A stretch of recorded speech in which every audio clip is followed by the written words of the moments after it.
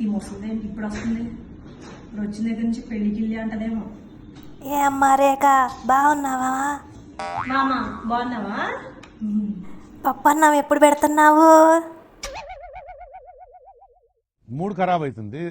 ఇప్పుడు పప్పన్నం తినకపోతే చచ్చిపోతావా ఏంటి? వస్తుందానా? అబ్బో ఎంత పొగరో, వయసు అయిపోతుందిగా, ఇంకెప్పుడు చేసుకుంటావు? నీకు కూడా వయసు అయిపోతుంది. ఎప్పుడు పోతున్నావు నేను అడిగానా? అడగలేదు కదా. పో.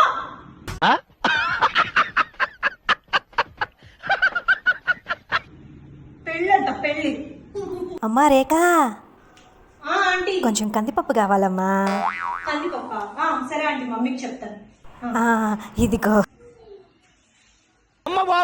అంటే ఇప్పుడు దీని నిండా కందిపప్పు కావాలా? పెళ్లి సంబంధాలు చూస్తున్నట్టున్నారు, ఏం కుదరలేదా? అది అవదమ్మా. కందిపప్పు కోసం వచ్చి మూసుకొని కందిపప్పు తీసుకొని పో. తగలబెట్టండి సార్ నిరంజన్ గారు. ఎందుకండి అంటేనేమో అందరికీ కోపం వస్తుంది, అందరూ హర్ట్ అయిపోతారు. పెళ్లి గిల్లి అన్నామంటే నా ఊరంబడి తిరిగి పప్పులు ఉప్పులు అడుకుంటున్నాను, యూట్యూబ్ లో వీడియో తీసి పెడతానేమనుకుంటున్నావు. పెళ్లి గిల్లి అన్నామంటే నా ఊరంబడి తిరిగి పప్పులు ఉప్పులు అడుకుంటున్నాను, యూట్యూబ్